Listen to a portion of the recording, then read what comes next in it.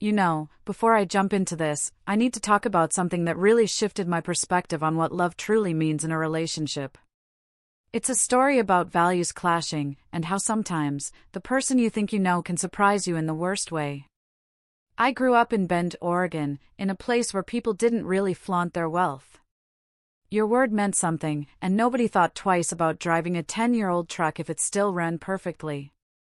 My parents always taught me to save, to live within my means, and to never go into debt for things I didn't absolutely need. I took that to heart. I worked in IT, made good money, had a solid chunk saved, and honestly, I was content. I owned a small house outright, no car payments, no credit card debt, nothing hanging over my head. Some folks might call it boring, but for me, it was freedom. Pure and simple. Then I met Chloe. It was at a summer party my buddy Mark was throwing. She walked in wearing this stunning dress, all confidence and style, totally out of place in Mark's backyard where everyone else was in jeans and t-shirts. She was from Los Angeles, worked in marketing, and she just had this magnetic energy. We started talking, and she told me she was tired of the rat race, tired of keeping up with all the expectations. And then she said my calm, grounded approach to life was refreshing. Refreshing. Like I was some kind of cool drink on a hot day. For the first few months, dating Chloe felt perfect. She'd drive out to visit on weekends. We'd have coffee on my porch in the mornings, go fishing at the lake, cook dinner together, just soaking up the quiet. She even laughed at herself when she couldn't bait a hook. She constantly told me how different my world was from hers and how lucky she felt to have found someone who wasn't obsessed with status. I remember one night, under the stars, she looked at me with these soft eyes and said she finally felt like she could breathe. That was it. That was the moment I fell completely for her, the moment I thought I'd found someone who truly understood me. But then, little things started happening. Small comments, things I brushed off at the time. She'd joke about my truck being older than some of her friends' kids. She'd make remarks about how we should upgrade to a nicer restaurant instead of our local diner, or mention how her friends in Los Angeles had these amazing apartments with skyline views. At first, I figured she was just making conversation, harmless comparisons. But the frequency started picking up. She'd scroll through social media and show me engagement rings her friends had, huge diamonds that cost more than my truck. She'd laugh and say, "Can you imagine spending that much?" But there was always this flicker in her eyes, a tiny spark of wanting that I tried to ignore. She started talking about her old life more often, the fancy dinners, the weekend getaways, the designer clothes she used to buy without a second thought. She'd always follow it up with, "But I don't miss any of that." Which, looking back, should have been my first real clue that maybe she did miss it, more than she wanted to admit. About 8 months in, I knew I wanted to marry her. I'd been saving my whole adult life, and I had enough to buy a beautiful sapphire engagement ring. It was her favorite gemstone, set in white gold with small accent stones. It wasn't a massive diamond, but it was elegant, unique, and I thought it represented us perfectly. I proposed to her on that same porch where we'd spent so many quiet mornings. At sunrise, with our coffee getting cold because we were too caught up in the moment. She said yes. She cried happy tears. And for that first week, everything truly felt like a dream come true. Then came the moment that, in hindsight, should have made me really pause. We drove to her parents' house that weekend so I could officially ask for their blessing, and so she could show off the ring. The whole drive there, she seemed nervous, fidgeting with the ring box, checking her makeup more than usual, barely talking. When we arrived, her mom opened the door with this huge smile, pulled Chloe into a hug, and immediately grabbed her hand to see the ring. I watched her mom's face change in real time. The smile faltered, just slightly. Her eyes flicked to mine with a look I couldn't quite read. Her dad was more subtle, a firm handshake, congratulations. But I could feel the judgment, thick in the air. Her mom made some comment about sapphires being interesting choices with way too much forced enthusiasm. You know, that tone people use when they're trying really hard to be polite about something they don't actually like. Chloe barely showed the ring to anyone else that day, kept her hand in her lap during dinner, and didn't post any photos online, which completely surprised me. The drive home was quiet.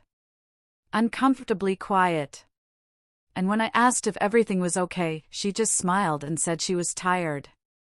But I saw the way she looked at that ring when she thought I wasn't watching. The way she twisted it around her finger like she was trying to imagine it being something else. That night, lying in bed, I stared at the ceiling and finally let myself think the thought I'd been pushing away for weeks. That was the first time I truly wondered if she was embarrassed of what I gave her. If maybe the woman who said she loved my simple life was actually just waiting for me to become someone different, someone who could give her the life she'd left behind. Now, here's what I should have recognized back then, but didn't want to see. When someone tells you they've left behind a lifestyle, watch how they talk about it. Chloe never said she disagreed with materialism, or that she'd learned it was empty. She just said she was tired. That's not the same as changed. Tired means you want a break, not that you've fundamentally shifted your values. And when her mom made that comment about the ring being an interesting choice, that wasn't really about the sapphire at all. That was about me not meeting their financial expectations. I was being evaluated like a business investment, and I'd already failed the first assessment. The question I should have asked myself right then was this: if she's embarrassed to show her family what I gave her, how is she going to feel showing her friends, her coworkers, the rest of her world? But I didn't ask that question. Because I was in love. And love has a way of making you ignore the obvious until it's too late. The foundation was already cracked before the proposal even happened. When someone consistently compares your life unfavorably to their past, they're telling you exactly what they still want, and it's not what you're offering. The wedding planning started innocently enough, or at least that's what I told myself when Chloe suggested we sit down and make a guest list. I was thinking maybe 50 people, close family and friends, something intimate where we could actually talk to everyone. She pulled out her laptop and started typing names. I watched that list grow from 50 to 75 to 100, and she just kept going. When I asked why we needed so many people, she looked at me like I'd asked why we needed oxygen and said it would be rude not to invite her entire extended family, all her work colleagues, her college friends, and obviously everyone from her parents' social circle. I did the math in my head and realized we were looking at over 200 guests. Suddenly, this intimate celebration I'd imagined turned into something that felt more like a corporate event. She started talking about venues, showing me pictures of vineyards, historic mansions, and waterfront properties that required a year-long waiting list just to book. Every single option came with a price tag that made my stomach turn. But whenever I brought up the cost, she'd wave it off and say we'd figure it out. That weddings were expensive for everyone, that this was normal. I suggested we look at something simpler.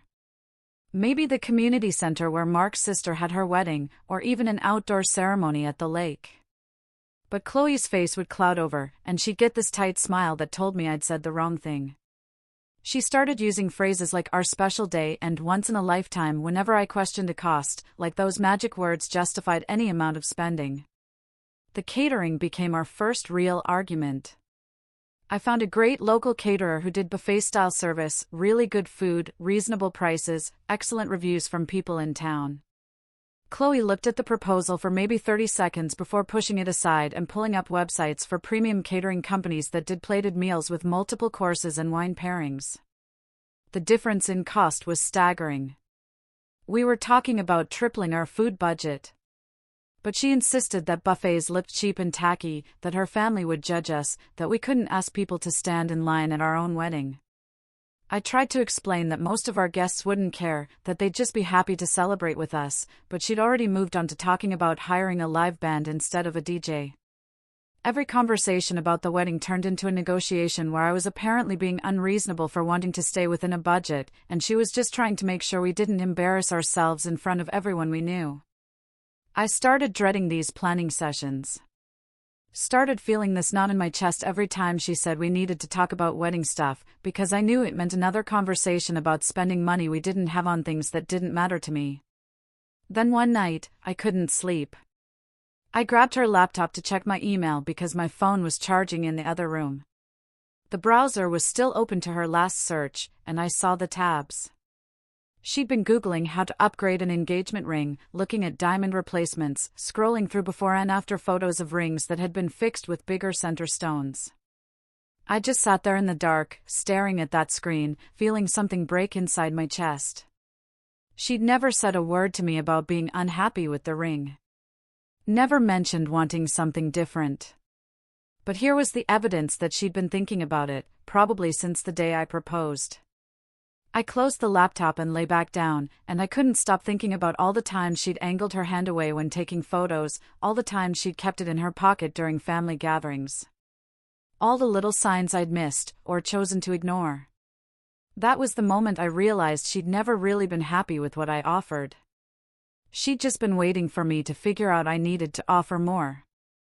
The bridesmaid situation pushed things even further. Chloe wanted her sister, Sarah, and 3 friends from college to be in the wedding party, which seemed fine until she announced they'd all need to buy matching dresses from a specific boutique. These weren't regular dresses you could find on sale or wear again.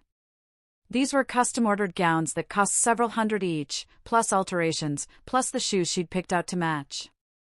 Sarah called me one afternoon, her voice tight with stress, and told me she was having trouble affording everything Chloe wanted. She had 2 kids, a mortgage, a tight budget, and she'd already tried talking to Chloe about finding more affordable options. But Chloe had shut her down completely and told her she was being unsupportive. Sarah said she was calling me because she was hoping maybe I could get through to Chloe in a way she couldn't, that maybe Chloe would listen to her future husband even if she wouldn't listen to her own sister. When I brought it up that evening, Chloe's response made my blood run cold. She said if people couldn't afford to be in her wedding, maybe they weren't the right people to have standing beside her. That real friends would find a way to make it work. That this was her one chance to have everything perfect, and she wasn't going to compromise because other people had financial problems. I stared at the woman sitting across from me and genuinely didn't recognize her anymore. This wasn't the person who'd sat on my porch and talked about how exhausting it was to keep up with everyone's expectations. This was someone who was now creating those exact same expectations for everyone around her. The breaking point came when she started talking about her bachelorette party. Her friends wanted to do a weekend in San Diego, clubs, beaches, bottle service. And they were expecting all the bridesmaids to chip in for Chloe's expenses on top of their own. We were talking about flights, hotels, party packages, the kind of weekend that would cost each person well over $1,000. Sarah called me again, practically in tears this time, saying she couldn't afford it, but Chloe was making her feel guilty for even hesitating, posting things in the bridesmaids group chat about how this was supposed to be a celebration of sisterhood, and she was hurt that not everyone was as excited as she was. I finally sat Chloe down and told her we needed to have a serious conversation about money, about expectations, about what we could actually afford versus what she wanted. That's when she brought up the loan. She'd already researched it, already looked into wedding loans, and calculated how much we could borrow based on my income. She presented it to me like it was the obvious solution to all our problems. She said everyone took out loans for their weddings, that we'd pay it back over time, that the monthly payments wouldn't be that bad if we just adjusted our lifestyle a little bit. I felt like the walls were closing in, like I was being backed into a corner with no way out. I told her no. Told her I wouldn't start our marriage buried in debt for one day. Wouldn't sacrifice our future for a party. That's when she called me cheap. Said I was selfish and small-minded. Asked me if I even loved her, because if I did, I'd want to give her the wedding she deserved. She said I was embarrassing her in front of her family, that everyone could see I wasn't willing to provide for her, that maybe she'd made a mistake thinking I was the kind of man who could make her happy. Those words just hung in the air between us. And I realized this wasn't about a wedding anymore. This was about who we fundamentally were as people, and we were not the same. Let me break down what was really happening here, because this is where the manipulation reached its peak. Chloe had spent months slowly escalating her demands, testing my boundaries, seeing how far she could push before I'd push back. Every time I agreed to something bigger or more expensive, it reset her baseline for what was acceptable. The guest list grew because I didn't fight hard enough when it hit 100.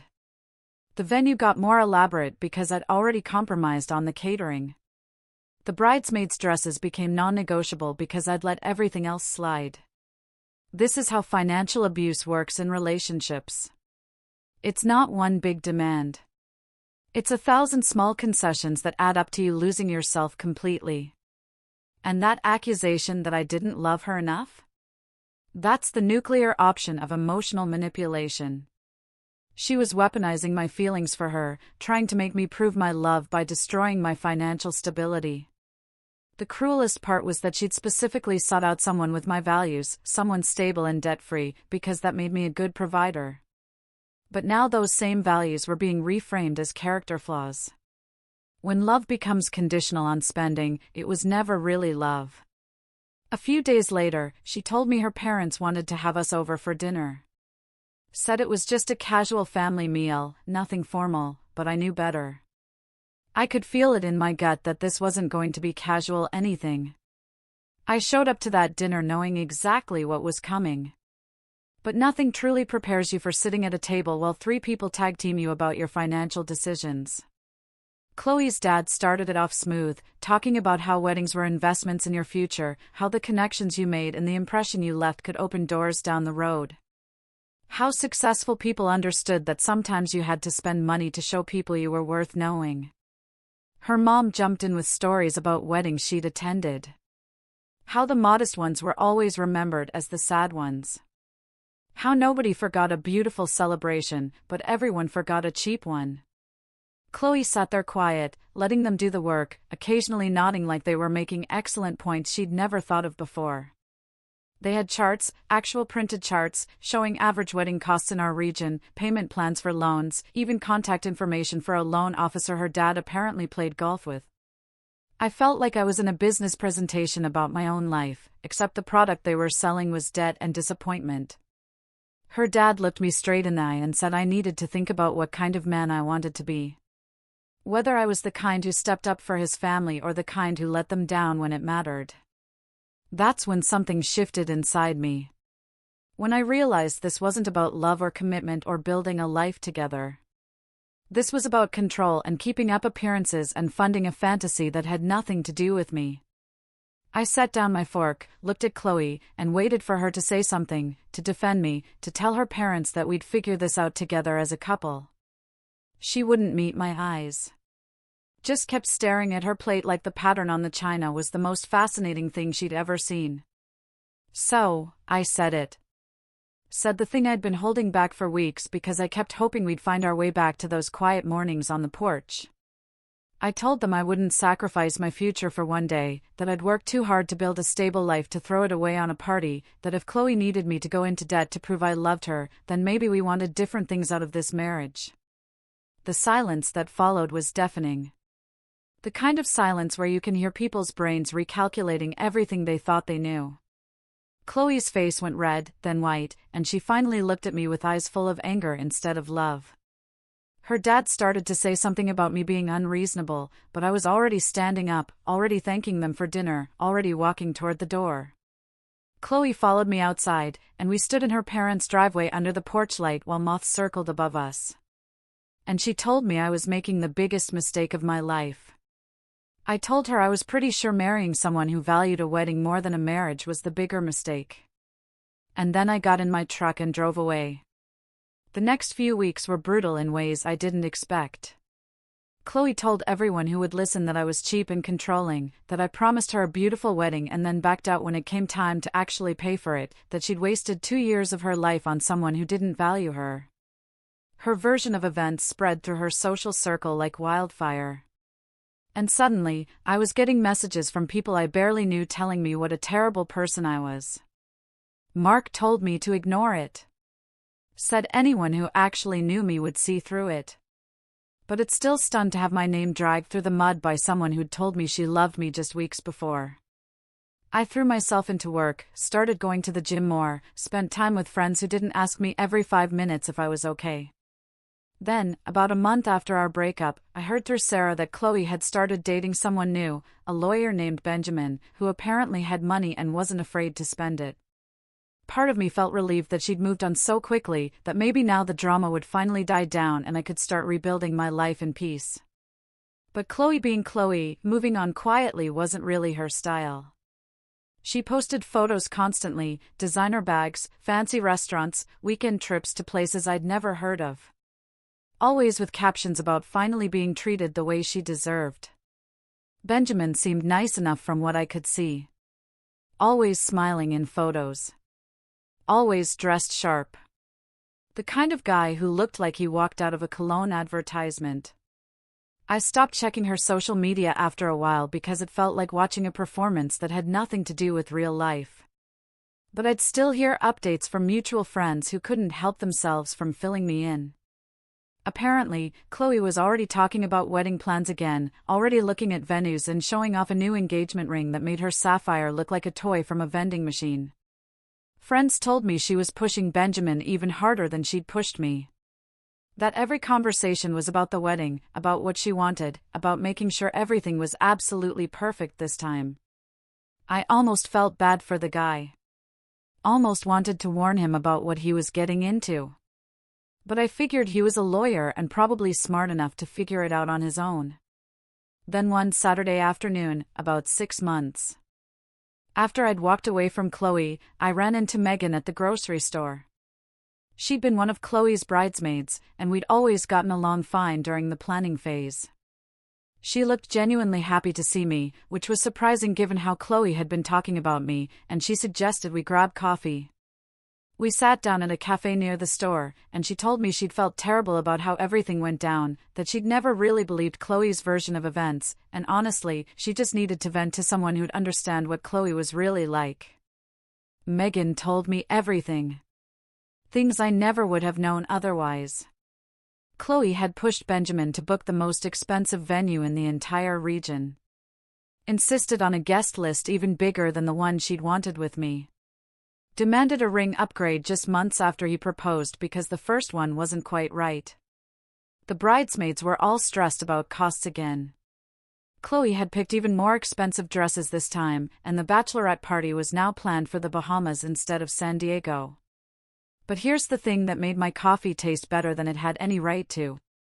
Benjamin had started asking questions, started pushing back, started realizing that maybe this wedding wasn't about building a life together, but about putting on a show. 2 weeks before they were supposed to send out invitations, he called the whole thing off. Told Chloe he couldn't marry someone who cared more about the wedding than the marriage, and ended their relationship entirely. Megan said Chloe was devastated, not because she'd lost Benjamin, but because she'd lost the wedding. Lost the chance to prove to everyone that she could have the perfect day she'd always wanted. I wish I could say I felt nothing when I heard that. That I was completely over it and didn't care what happened to her anymore.